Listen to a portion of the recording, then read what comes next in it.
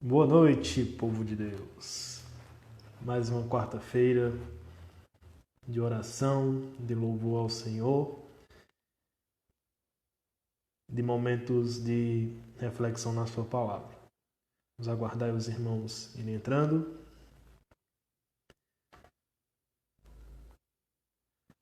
Boa noite, irmão Jó.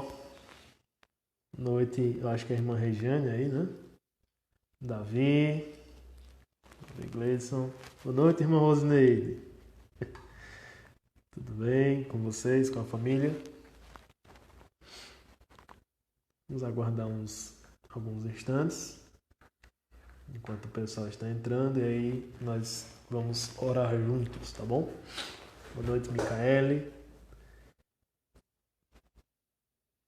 Quem for tendo algum pedido de oração, quiser compartilhar por aqui, tá bom? Está aberto aí os comentários, para a gente interagir um pouquinho.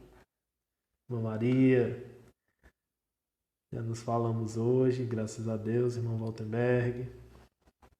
Boa noite, irmã Rosnei. Miriam, boa noite. Maria Diogo, vi umas fotos hoje, deu saudade. Lucas, irmão Damião tá por aí, Lucas? Boa noite.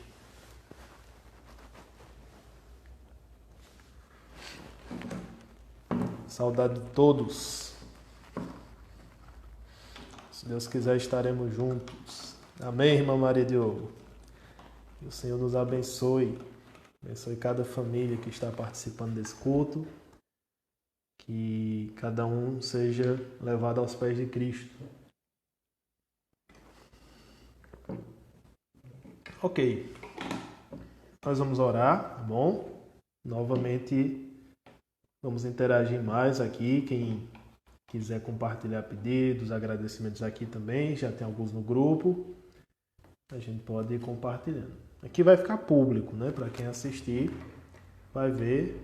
Então, se você não tiver problema com isso, pode compartilhar aqui também para a gente orar, tá bom? E lembrem que essas lives ficam salvas no Instagram também e estão indo para o YouTube, tá bom? Irmão Ronaldo, irmão André estão trabalhando, irmão Luciano, Totinho, irmão Jó, todo esse ministério de mídia que foi formado, né, por conta dessa quarentena. Boa noite, Carlos Wagner, toda a família, Mamazé, Arlon, Lisandra, Deus abençoe vocês e seu lar também. Então, vamos dar os avisos, né, básicos e nós vamos orar, bom? Amanhã à tarde estarei na igreja, quem quiser conversar, quem quiser orar, nós estaremos por lá, tá bom? Amanhã é quinta, né? Certo. Então, nós estaremos por lá.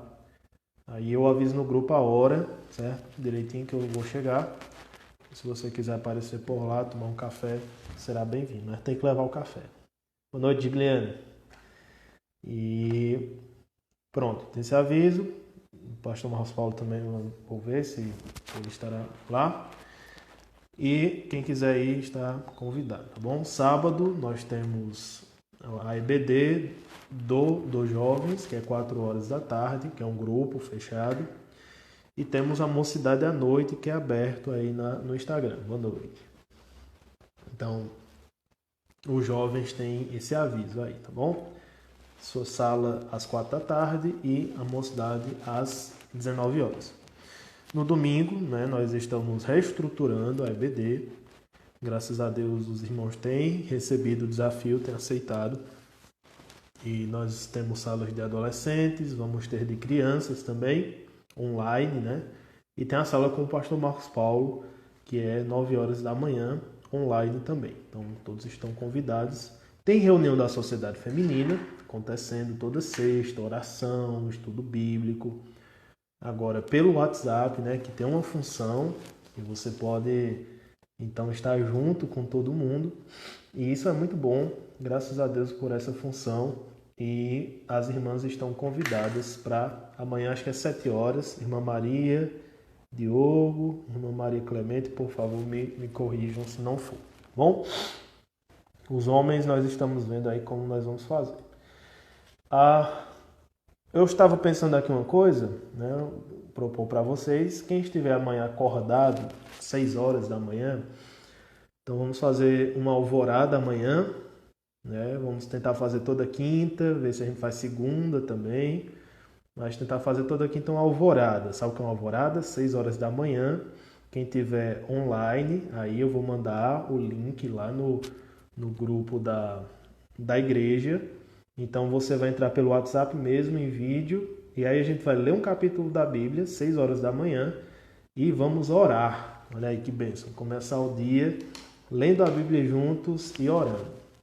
E aí eu vou ficar com a quinta-feira, vamos ver aí a segunda-feira também se vai dar certo, tá bom? Então amanhã a gente vai começar esse projeto aí da alvorada, acordar lendo a Bíblia e orando. Deixa eu tirar aqui a vibração que atrapalha um pouco.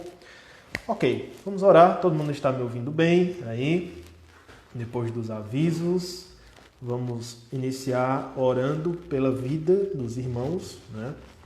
Principalmente aqueles que estão doentes, aqueles que foram acometidos pelo coronavírus e por outras doenças que estão correntes aí, né? Tem muita gripe, tem muita inflamação na garganta, muita dengue e isso deixa a gente um pouco perturbado porque parece, né? Mas alguns irmãos confirmados mesmo, e vamos pedir pela cura, né? Por aqueles que não foram infectados, mas estão próximos, aí correndo o perigo de serem infectados. E nós vamos pedir também, principalmente pelo bom estado, assim, físico e emocional também, porque de tanto nós ouvirmos coisas e vermos, né, coisas na televisão e ouvirmos pelo celular também, a gente fica com muito medo, né? Inclusive aqui na cidade onde eu estou, houve vários casos de crises de ansiedade, crises de pânico, em que a pessoa sentia falta de ar. E os 2 casos bem específicos, né, foram para o hospital achando que estavam, né, com coronavírus, mas era ansiedade, né, o medo de estar causou essa falta de ar, esse pânico, não conseguia respirar direito. Então, pedir ao Senhor para cuidar dos nossos sentimentos, da nossa alma, que nós descansemos e que, se for o caso, né, de termos esses cuidados médicos e termos a doença, confiarmos na mão do Senhor, que é soberana sobre tudo. Qualquer doença, até um câncer, um acidente, uma amputação, um avião que cai, né, uma criança que morre. Então, tudo isso está nas mãos soberanas do Senhor. Essa doença não é diferente. Graças a Deus por isso. Essa doença não se encontra num patamar superior a Deus, nunca se encontrará. Então vamos orar, tá bom? Pelos que já têm tido contato, pelos que estão doentes de outras coisas, por aqueles que estão com o psicológico abalado e também pelas famílias, né? Familiares que não conhecem a Cristo e que possivelmente não estão passando bons momentos, precisam mais do Senhor nesse momento. Vamos orar pela conversão das nossas famílias. Convido você a estar nesse momento orando, também pressupondo que você já orou pela igreja hoje e tudo. Esse é o dia de oração por Sião, tá bom? Então vamos orar?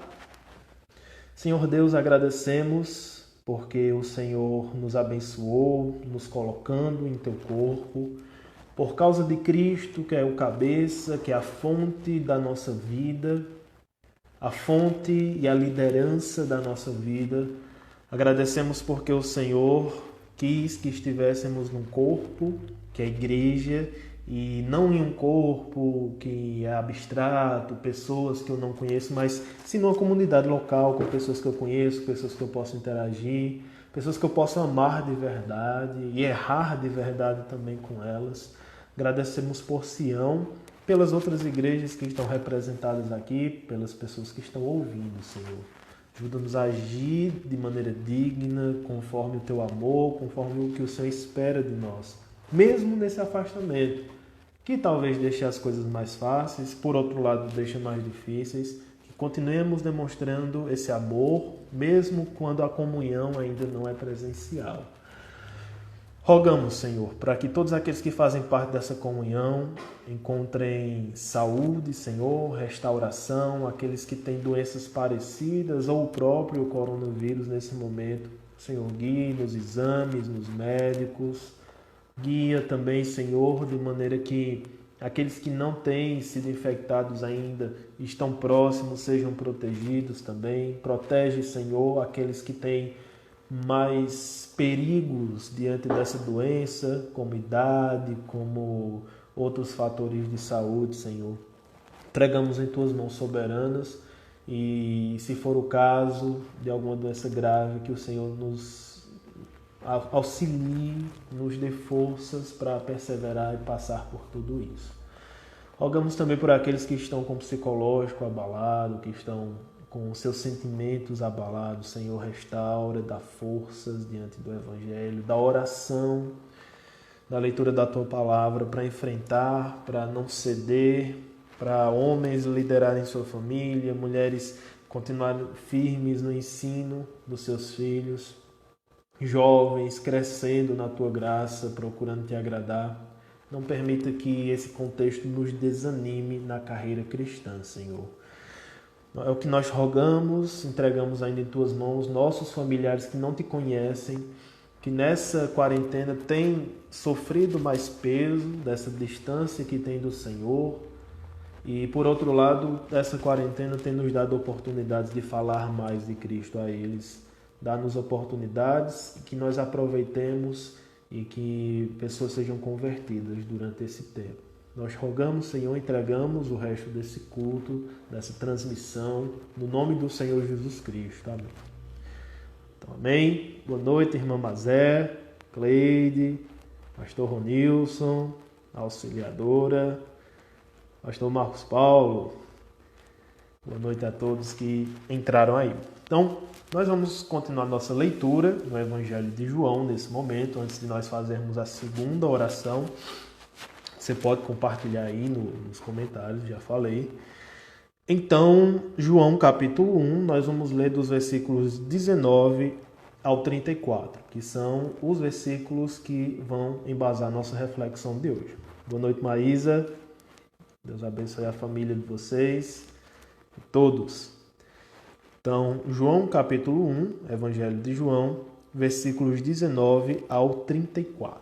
Bom, vamos ler a palavra do Senhor. Convido você a abrir, se estiver com a sua Bíblia, que possa estar compartilhando até com quem talvez não conheça a palavra de Deus nesse momento.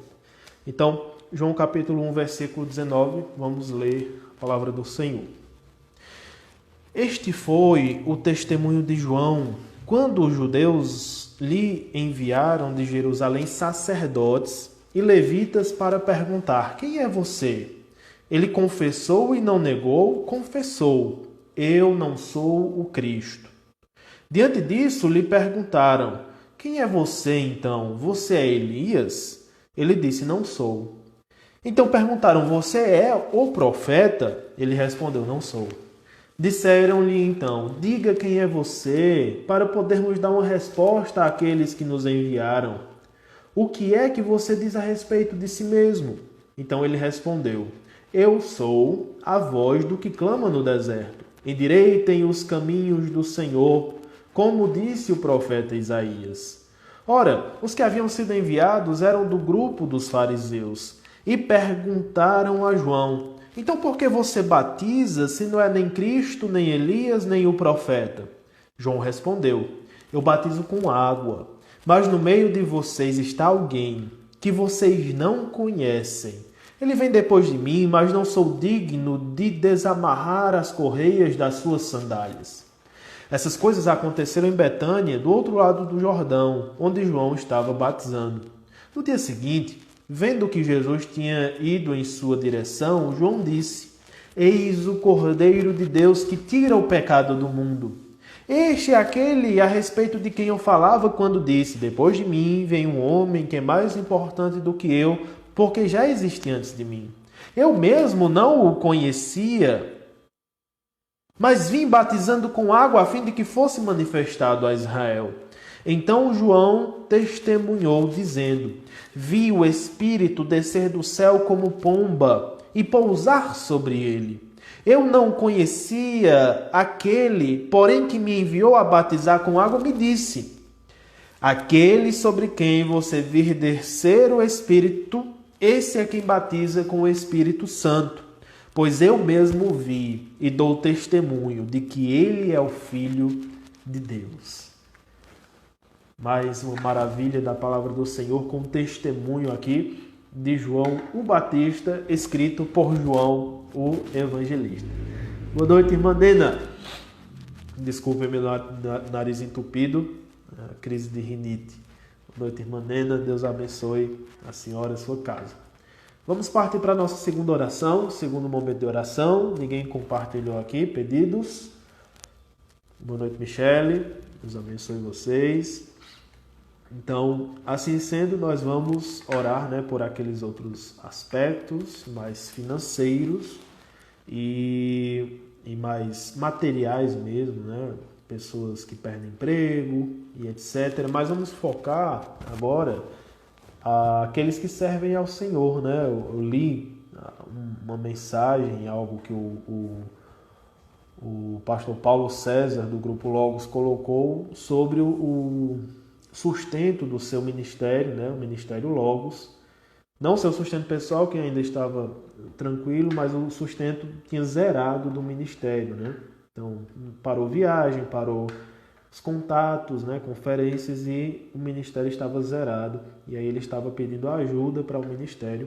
Então, é uma amostra do que tem acontecido com missionários, com outras partes da obra, da frente da obra, do fronte, né, daqueles que estão batalhando a obra do Senhor. Vamos pedir pelos missionários, pela situação deles, por aqueles que voltaram, que estão aí tentando se recuperar, tentando esperar o momento certo para retornar ao campo, por aqueles que estão repensando, né, aproveitando o momento para repensar, para orar, por aqueles que ficaram e estão aí precisando continuar trabalhando, né, dependendo do lugar onde estão conseguindo trabalhar bem, como Portugal, outros países, está dando para trabalhar bem. Então, estão precisando de sustento e muita gente, muitas igrejas têm sido abaladas, né, por esse período. Então vamos pedir pelos missionários, por aqueles que estão servindo ao Senhor, né, pelo sustento espiritual, e nesse momento também pelos irmãos que têm sofrido com esse aspecto que é importante para a nossa vida, que nos perturba, né, nos perturba de alguma maneira. Mas o Senhor está ouvindo nossas orações e tem ajudado muitos já, e a gente se alegra nisso também, bom? Então, também agradecer ao Senhor pelo sustento que Ele tem dado, pelo modo como Ele tem abençoado demais, né, de maneira abundante, e temos visto a sua graça em nossa vida e na vida da igreja, bom? Vamos orar pedindo por esses que estão precisando e agradecendo ao Senhor pelo sustento, pela mão da sua providência. Convido você a fazer esse segundo momento de oração. Senhor Deus, novamente diante do teu trono, aos pés da tua cruz, eu peço em nome do Senhor Jesus Cristo, e auxiliado pelo Espírito Santo, que corrige as orações, rogamos por aqueles que têm passado por necessidades, ou necessidades de diminuição daquilo que tem, ou necessidades de um corte total. Rogamos pelo sustento desses irmãos, desses da família da fé, em todas as igrejas, em todo o país. Queremos entregar em tuas mãos de maneira especial aqueles que estão no fronte de batalha, que estão servindo ao Senhor, que dependem, né, do sustento que vem da igreja, das igrejas. Rogamos que o Senhor conceda forças, perseverança, que haja um mínimo de sustento para continuar. Aqueles que voltaram, Senhor, guarda-os também, usa teu povo para ajudar nesse momento.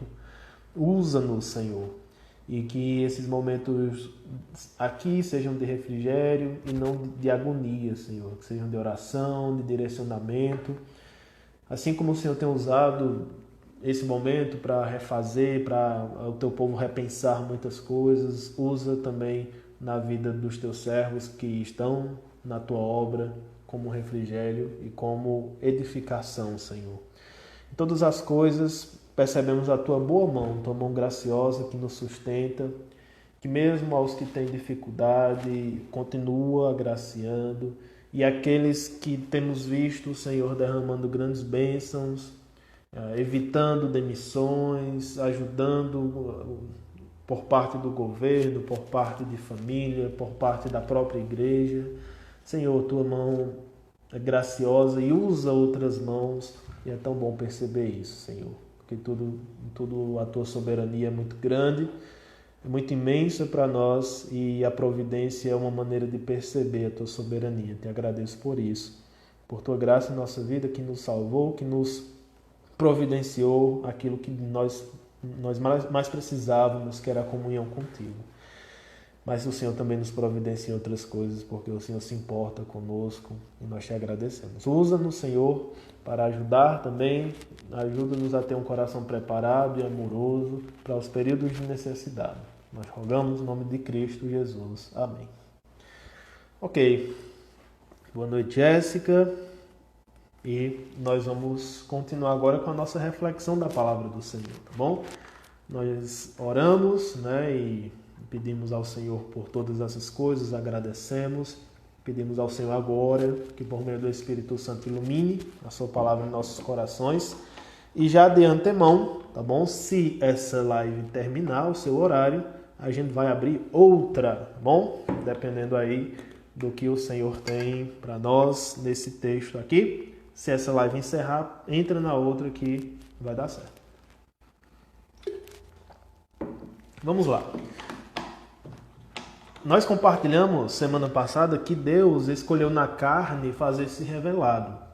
Essa é a grande mensagem de João, capítulo 1, versículos 1 ao 18.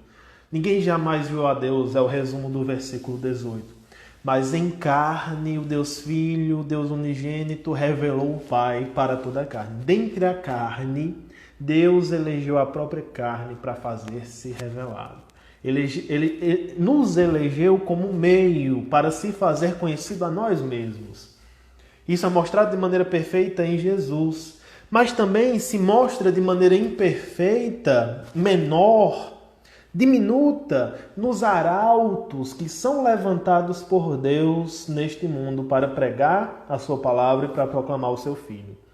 Então, dessa maneira, Deus escolhe se revelar na carne por meio de Jesus de maneira suprema. Mas Ele escolheu revelar-se também e revelar seu Filho através de Joões. Joões, como João o Batista, como João o Evangelista. Nós já comentamos semana passada que João, não, diferente dos sinóticos, dos 3 outros evangelhos, não define João como João o Batista aqui no capítulo de abertura.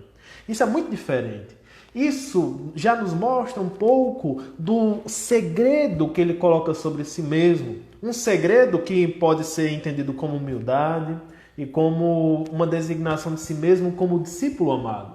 Então, se houvesse 2 Joões, era necessário distinguir. Um é o Batista, o outro é o que está escrevendo o Evangelho. Mas não, ele não quer chamar-se de João. Ele é o discípulo amado. Por isso que, sendo discípulo amado, sobra a vaga, e aí bem tranquila, para João ser reconhecido como João o Batista, tá bom? Então, Jesus é mostrado aqui como grande arauto, o arauto que revela de maneira perfeita. Ele é o profeta perfeito, ele é o revelador perfeito, ele é a perfeita imagem exata do ser de Deus. É dito lá em Hebreus, Colossenses também reflete essa verdade. Mas Joões, talvez aquela expressão Joões ninguéms como nós, somos chamados para falar desse Deus maravilhoso que se fez carne. E João Batista é o nosso grande representante aqui.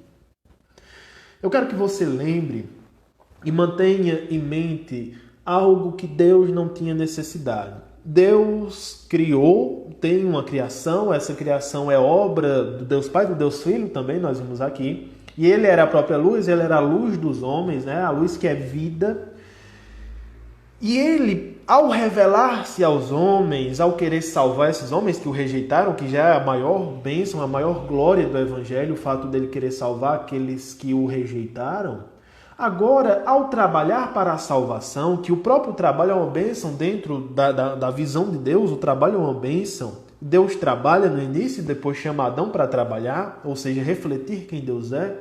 Então, Deus poderia trabalhar sozinho para a nossa salvação. Efésios capítulo 1 é toda uma descrição de como Deus Pai, Deus Filho, Deus Espírito Santo trabalham em momentos para a salvação do ser humano. Ele tem plena suficiência em relação a isso. Mas, outra vez, de maneira graciosa, ele tem convidado pessoas desde o início, pessoas pecaminosas, eleitas dentro dessa carne que é pecaminosa, para trabalhar junto dele, para estarem do seu lado, ajudando, proclamando, alguns abrindo o caminho para que seu filho venha.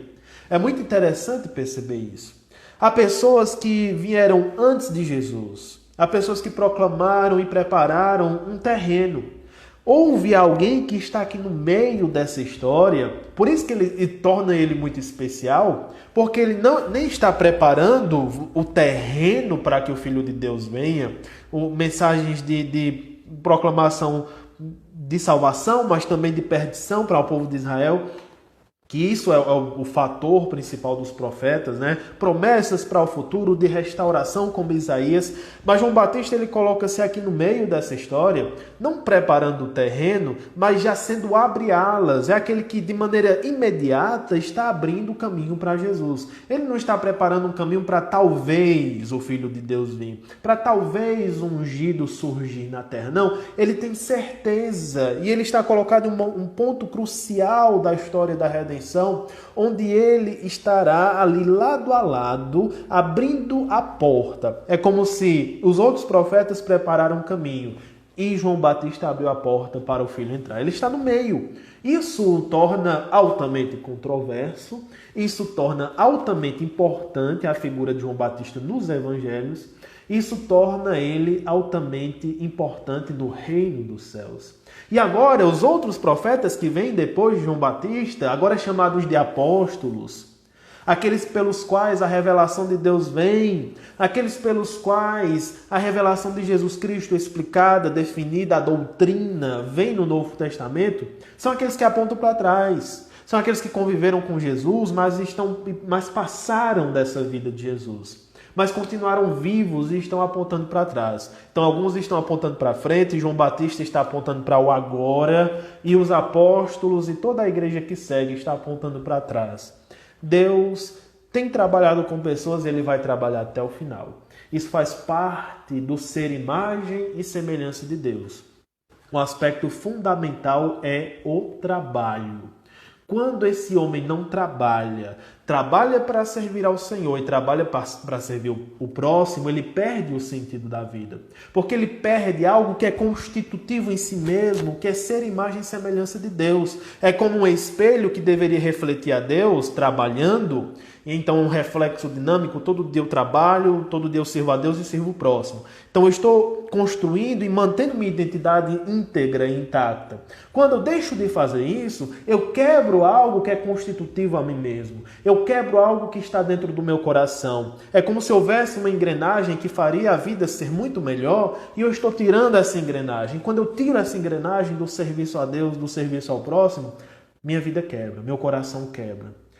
Eu não estou dizendo que não haja problemas de ordem hormonal, problemas de ordem corporal mesmo, mas a maioria das nossas frustrações, tristezas, das nossas angústias, das nossas noites mal dormidas, elas todas resultam do simples fato de que nós não estamos servindo a Deus nem servindo o próximo. Comece a servir o próximo e servir a Deus para ver como sua vida melhora. Tá bom?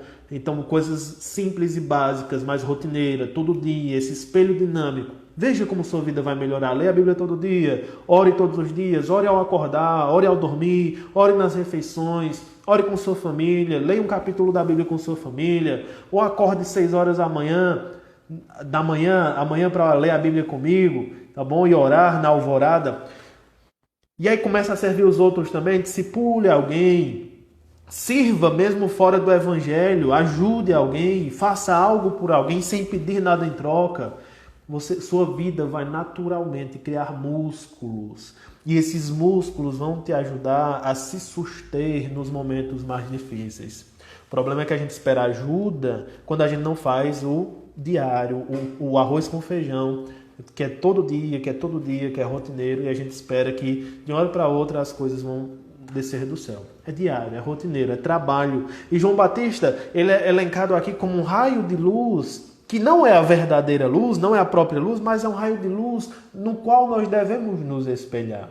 Então aqui nós vamos estudar algumas questões, tanto que se referem ao modo como João Batista apontou para Jesus, como ele colocou um holofote em Jesus e como também ele tirou o holofote de si mesmo, tá bom? Essa humildade de João Batista, esse tirar o holofote de si mesmo, ele alcança um ápice em João capítulo 3, tá bom? Naquela famosa frase que todos deveriam estampar no seu coração sendo cristãos, que ele cresça e eu diminua. Mas para que se chegue a essa profunda confissão, há um caminho percorrido aqui.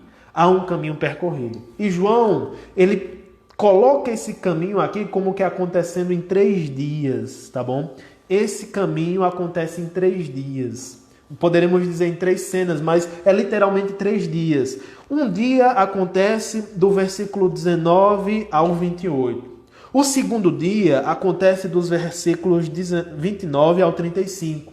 E o terceiro dia vai acontecer dos versículos 35 em diante. 3 dias nos quais João Batista é o centro, mas está começando a passar a bola para Jesus, que se tornará o centro do Evangelho, óbvio, porque o Evangelho fala sobre Jesus. Mas João Batista, como em todos os outros evangelhos, é o porta-voz, ele é o mestre de cerimônias que está nos convidando, venha conhecer Jesus, venha Israel conhecer Jesus, eu vou passar a bola para ele.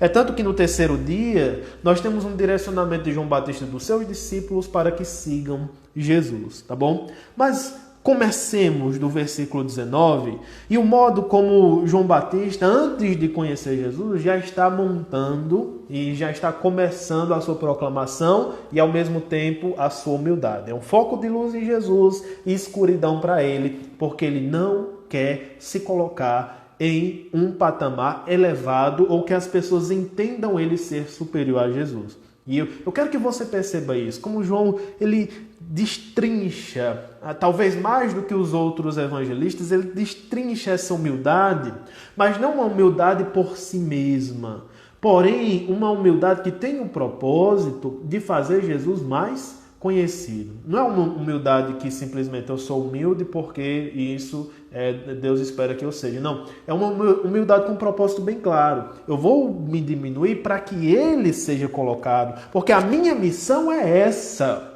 O problema, muitas vezes, do nosso cristianismo atual é uma ideia do que é certo, tá bom?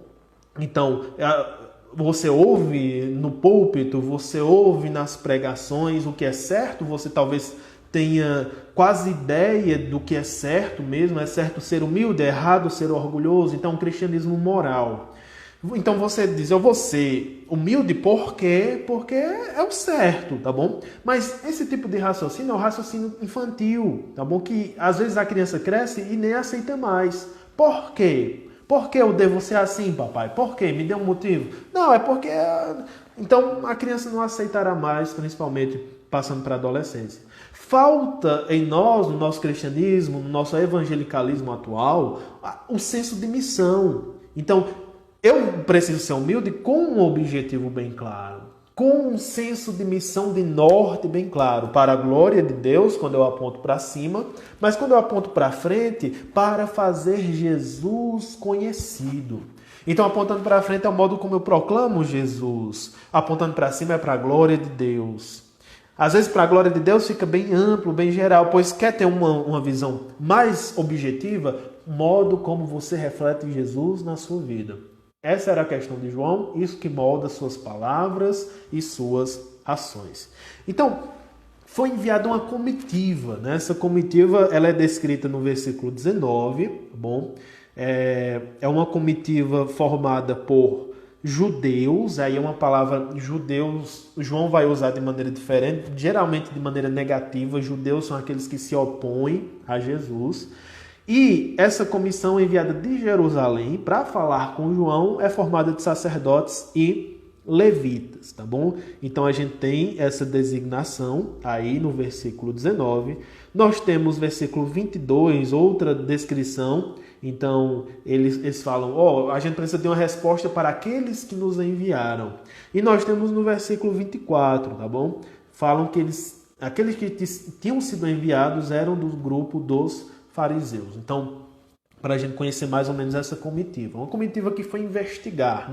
Então, levanta-se um líder, ele está batizando, isso preocupa um partido, preocupa uma liderança judaica, especificamente, ou mais especialmente, fariseus dentro e ali, vindos de Jerusalém. Então, eles perguntam, a pergunta básica no versículo 19, quem é você? Inclusive, uma pergunta importante para Jesus. Quem é Jesus? E Jesus trabalha muito isso. E agora João está sendo confrontado isso anteriormente. Quem é você?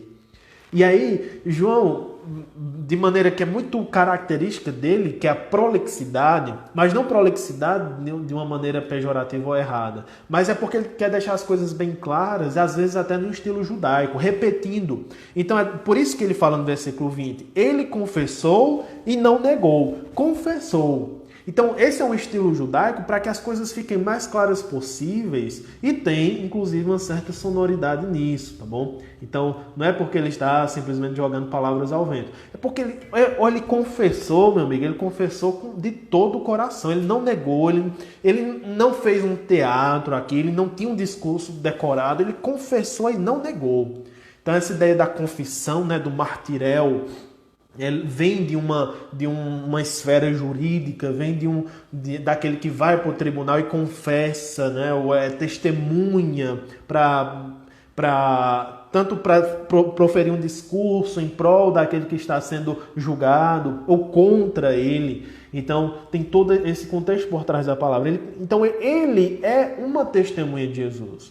João é a primeira, é a testemunha por excelência de Jesus. Por isso que ele é tão importante para nós, porque ele é o arquétipo do que é ser testemunha de Jesus e nós precisamos entender, tá bom? Mesmo sem entender tudo sobre Jesus, mesmo sem ter todas as informações, ele confiou e ele foi e ele não teve medo de confessar Jesus. Isso já nos ensina que nós temos recebido tanta revelação, nós temos recebido tantas informações sobre Jesus, tantas que nós nem sabemos lidar, né? Nessa quarentena, tantas lives, tantos materiais gratuitos, tanta coisa sobre teologia, sobre Cristo, que se refletir as Escrituras é muito bom, mas é uma enxurrada tão grande, tantas coisas que nós temos, e nós temos vergonha, nós não discipulamos, nós não evangelizamos, porque nós temos vergonha. É desproporcional o tanto que nós temos para o que nós fazemos, é muito desproporcional. E é isso que condenará a nossa geração,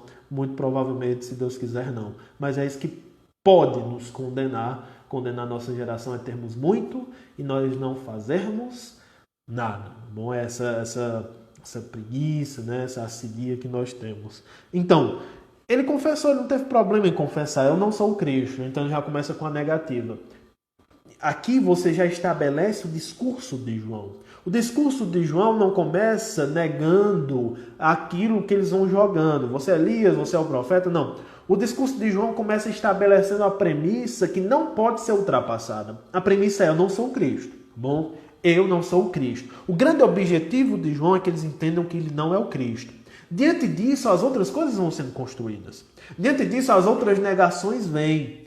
Mas tudo baseado no fato de que ele não é o Cristo, que João, o evangelista, já havia adiantado no capítulo 1. Então, ele veio para falar da verdadeira luz, mas ele mesmo não era a luz, mas veio para falar dela. Então, ele confessou, e a partir dessa afirmação, o João coloca as peças no local do xadrez para que eles comecem as outras perguntas. As outras perguntas estão aí no versículo 21. Diante disso, né, diante dessa afirmativa, eu não sou o Cristo, porque muito provavelmente eles pensaram, uma liderança que está batizando, que está colocando as massas, havia uma expectativa para que o Messias viesse, havia um grupo se formando, estudando, escrevendo, pensando no Messias escatológico, no Messias que é filho de Davi. Então havia uma expectativa ardente, borbulhante na sociedade, murmurinhos, Quando será que ele vem? Claro, porque estava próximo à vinda do Messias. Não que eles soubessem, mas que Deus colocava isso da cultura, na teologia, para que eles fossem criando expectativa. Expectativas erradas, né? A idolatria deturpa nossas expectativas. E é justamente por isso que João tem que deixar bem claro. O resumo desse texto todo que nós estamos lendo e estudando é: João está tendo cuidado com as expectativas alheias sobre Jesus Cristo. Então eu digo para você, tenha cuidado com as expectativas alheias sobre Jesus Cristo. Você precisa alimentar expectativas verdadeiras e destruir expectativas falsas. Por quê? Pessoas podem se aproximar de Cristo, achar que estão tendo um relacionamento com Cristo, mas por causa das suas expectativas falsas, elas estão adorando um Cristo que é a sua própria imagem e semelhança. Então você fica feliz porque elas nominalmente creem em Cristo, elas ficam felizes porque têm suas expectativas supridas e elas estão caminhando para o inferno porque construíram um personal Jesus, né? Um Jesus que é feito à imagem e semelhança daquele que o criou, né? Um Jesus que perdoa, um Jesus que ama, que tem que me amar mesmo e etc. Então João está muito preocupado com isso. Por isso que eles perguntam, você é Elias? E ele diz, não sou. Então perguntaram, você é o profeta? E ele respondeu, não sou.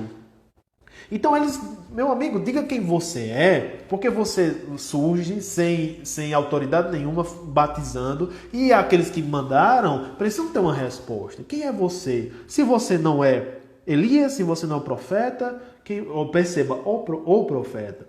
Então esse Elias escatológico que vem antes do Messias é predito em Malaquias. O profeta é predito desde Deuteronômio, um profeta que viria, que o povo ouviria mais do que Moisés. Ele diz claramente, não sou eu. Agora eu quero destacar um fato muito interessante, interessantíssimo. Jesus disse o contrário de João. Jesus disse que ele era Elias e Jesus disse que ele era o profeta. Quer saber aonde? Mateus capítulo 11, versículo 14. Mateus capítulo 11, versículo 14, diz assim, ó: e se vocês o querem reconhecer, ele mesmo é Elias que estava para vir. Então ele está fazendo um discurso sobre João, ele diz, ele era o Elias que estava por vir. E o profeta? Mateus capítulo 11, versículo 9, alguns versículos anteriores aí. Sim, o que foram ver um profeta? Sim, eu lhes digo, e muito mais do que um profeta. Pois é, afinal, quem está certo? Jesus ou João Batista? João Batista sabia, tinha consciência de que ele era o profeta, de que ele era esse Elias que viria e que prepararia? Irmãos, há duas coisas aqui, duas possibilidades que talvez se complementem. Uma possibilidade, e que eu penso que acerta e que baseia todo o nosso estudo, é que, mesmo que ele soubesse, ele prefere não dizer que é o Elias, que é o profeta, porque isso confundiria as expectativas judaicas. Isso confundiria aqueles que estão tão propensos a adorar e a se confundir na sua adoração. Então, se ele dissesse, eu sou o Elias que viria, eu sou o profeta que viria. Então, eles provavelmente perderiam o foco que deveria ser colocado em Jesus. E, por outro lado, uma resposta complementar é que ele não tinha total consciência do papel fundamental que ele tinha na história da salvação. E, claro, ele não é o profeta, né? Jesus diz que ele é um profeta, só que ele é muito mais que um profeta. Ele é o profeta por excelência, ele é o último profeta. Porque, afinal, a partir dele começam os apóstolos, né? Os apóstolos de Cristo. Então, ele é o último profeta. É interessante perceber isso. Porque João escolhe, tal, intencionalmente ou não, se diminuir, não colocar títulos sobre si para que Jesus seja evidenciado. Isso aqui é a colocação na prática de que ele cresça e eu diminua. Então não adianta discursos como esse se você não fizer isso na prática. Escolher diminuir, se eu escolher receber certas coisas que não deveria receber, coisas que eu não gosto, mas receber com humildade para que Cristo seja evidenciado na minha vida. Então você pode tirar coisas, essa humildade pode vir pela retirada, coisas que você poderia ter e você deixa de ter para evidenciar Cristo na sua vida, ou pode ser percebida também por meio da inclusão de coisas desagradáveis da sua vida. Aquilo que Paulo fala, né? Levar o dano, carregar o dano daqueles que dentro do corpo de Cristo causam dano em você e que você, em vez da retribuição ou em vez da procura por justiça própria, você leva o dano, né? Você engole. Então, essa humildade ela vem por meio da retirada de direitos que você poderia ter ou por meio da aquisição de coisas que são desagradáveis, que não são suas, mas que você está fazendo para que não você seja evidenciado, mas para que Cristo seja evidenciado. Então, João Batista dá uma descrição que é um pouco ampla, mas que descreve totalmente e de maneira fiel quem é ele. Ele é aquele que está sendo prometido em Isaías capítulo 40. Eu sou a voz do que clama no deserto. Endireitem o caminho do Senhor, como disse o profeta Isaías.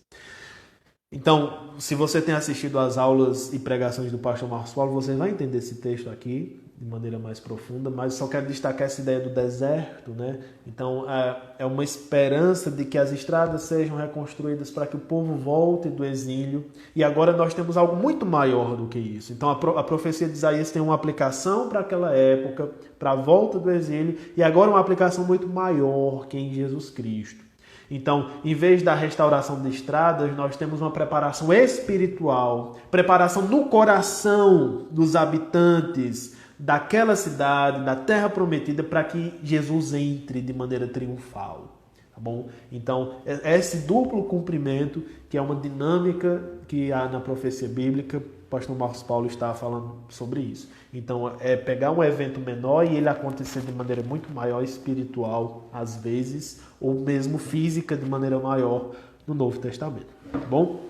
Então, nós partimos para a segunda parte, que é um questionamento aí do versículo 25. Então, perguntaram: se você não é o Cristo, nem Elias, nem o profeta, por que você batiza, né? Então, a grande questão sempre foi essa. O grande incômodo sempre foi esse. Por que ele batiza?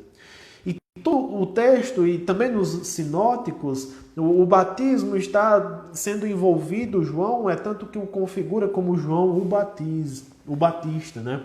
Novamente, Deus estava preparando o caminho para que isso acontecesse por meio de uma afloração em Israel, em geral, de práticas de batismo. Existia o autobatismo, então existiam comunidades em que se batizava, principalmente os homens, né?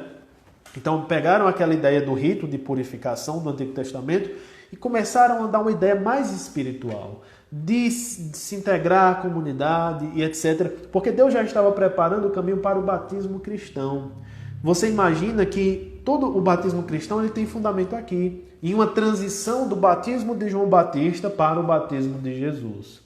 Então, é um batismo que convida ao arrependimento e um batismo que dá o Espírito Santo. Afinal, Jesus ele é batizado pelo Espírito Santo.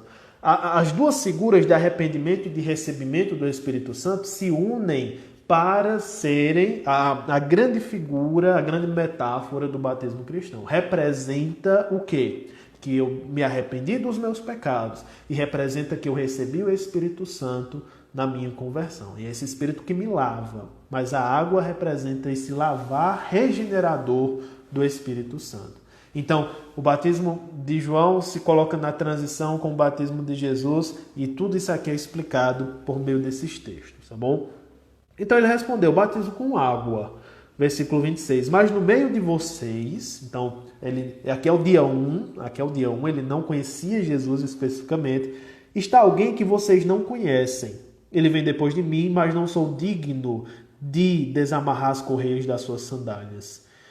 E aqui, do lado de que ele cresça ou diminua, é a outra frase, talvez aí as duas grandes frases de João Batista em relação a Jesus, que nós devemos aprender e aí conectar com João capítulo 13, né? Com o amor, com o lavar dos pés, com o servir o meu irmão. Então, ele coloca-se diante de Jesus usando uma figura que é hiperbólica, né? Então, ela é exagerada. Em que sentido? Eu não sou digno de desamarrar as correias das suas sandálias. lembra um fato que eu comentei semana passada. João Batista é mais velho, né? Então, dentro da cultura judaica, Jesus deveria ser seu discípulo. O que acontece é o contrário, né? Então, aqui a gente já percebe a inversão. Mesmo João Batista sendo o mais velho, ele coloca Jesus como sendo mais importante. Então, isso já é basilar, né? Porém, a outra questão aqui. Os discípulos ou os aprendizes de alguém, eles podiam fazer tudo, servir aquele alguém em tudo, né? Trazer comida, trazer água, carregá-lo quando está cansado, né? Procurar um lugar para ele dormir. Os discípulos geralmente faziam isso. Mas havia algo que discípulos não faziam de maneira alguma. Era um algo que apenas escravos faziam. E esse algo é desatar as sandálias. Porque o momento de desatar as sandálias é conectado ao momento de lavar os pés. Então os pés estão empoeirados. Então um discípulo não faz isso. Aquele que está seguindo um professor, um mestre, um rabi, não faz isso. Quem faz é o escravo. Então ele poderia fazer tudo pelo mestre, menos desatar as sandálias. E aí João Batista pega isso e diz: eu não sou digno nem de fazer o trabalho de um escravo para ele. Veja o quão importante ele é. Veja o quão importante ele é. Eu não sou digno nem de fazer isso. E aí o texto termina com uma nota geográfica que também nos leva ao segundo dia, tá bom? Hoje a gente só vai estudar o primeiro e o segundo dia. Essas coisas aconteceram em Betânia, do outro lado do Jordão, onde João estava batizando. Então, esse era o local de batismo de João e é as portas fora da terra prometida. Então, ele estava porta fora. Então, o movimento agora é que Jesus vá a João e depois entre na terra prometida, que é a figura que João, o evangelista, está nos fazendo. É interessante porque existem certas referências geográficas que vão se repetir lá na frente e João trabalha isso de maneira muito interessante. Na questão dessa Betânia aqui, que não é a mesma Betânia que aparece em outros textos, é uma Betânia que fica do outro lado do Jordão, é até difícil de encontrar essa cidade, de entender que cidade é essa, né? Então, essa Betânia, ela aparece em João capítulo 10, versículos 39 e 40, que é um momento em que Jesus também relembra o ministério de João Batista. Muito interessante isso. Então, existe um momento em João capítulo 10 que ele volta para essa Betânia e ele vai para o local onde João batizava. Então, o livro de João está todo interconectado. Muito interessante perceber isso. Mas, novamente, eu volto e reitero o ponto. Tenha cuidado com as expectativas das pessoas sobre Jesus. Tenha cuidado porque todo mundo tem uma opinião muito formada, muito teológica, muito bonitinha sobre quem Jesus é. Às vezes, sem nunca ter lido as Escrituras, todo mundo acha que sabe quem é Jesus. Por isso que a grande resposta, a grande pergunta do Novo Testamento, junto da grande resposta, é aquela pergunta que Jesus faz: quem sou eu? Entender quem é Jesus e dar a resposta correta em relação a isso moldará totalmente minha crença, moldará totalmente minha eternidade. Se eu não entendo quem é Jesus de verdade, o Novo Testamento não teve efeito em mim. Eu preciso entender quem é Jesus. Nisso se baseia, se fundamenta a minha eternidade. Então, as pessoas têm expectativas erradas que precisam ser corrigidas pelo Evangelho. E o modo como você fala sobre Jesus tem que ser cuidadoso para não alimentar expectativas errôneas e fazer com que pessoas se enganem em relação ao Mestre. Então, evitar... eles estavam esperando alguém glorioso, alguém da tribo de Davi. Peraí. Eu não sou Elias, eu não vim trazer esse Messias glorioso ainda, né? Eu não sou o profeta em si, claro que ele não era. O profeta era alguém perfeito. Então ele começa a corrigir essas expectativas. E agora é uma correção negativa de humildade, agora é uma correção que vai ser um momento de encontro com Jesus, que é o segundo dia, a partir do versículo 29, que agora é uma correção de colocar um holofote e de afirmar coisas sobre Jesus. Versículo 29, no dia seguinte, vendo que Jesus vinha em sua direção, João diz, e aqui é uma proclamação, o evangelho de João não tem preocupação em esconder coisas sobre Jesus, João já declara, eis o Cordeiro de Deus que tira o pecado do mundo. Se João entender todas as implicações disso, é difícil dizer, né? Tem o próprio questionamento de João quando ele está nas portas da morte. A gente pode falar outro momento sobre isso. Mas que João entendia e tinha o livro de Isaías no seu coração, ele tinha.